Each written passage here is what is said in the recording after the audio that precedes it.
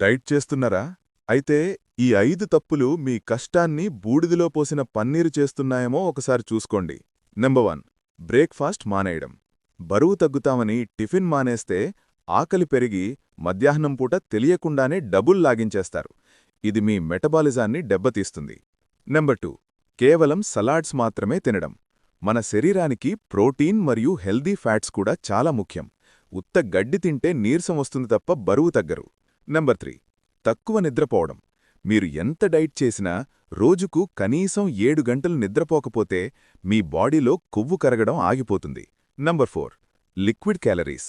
Fruit జ్యూస్లు, cold డ్రింక్స్లో ఉండే షుగర్ మీకు తెలియకుండానే మీ డైట్ని పాడు చేస్తుంది.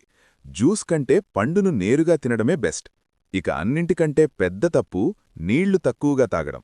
బాడీ డీహైడ్రేట్ అయితే ఆకలి ఎక్కువగా వేస్తుంది. అందుకే రోజంతా నీళ్లు తాగుతూ ఉండండి.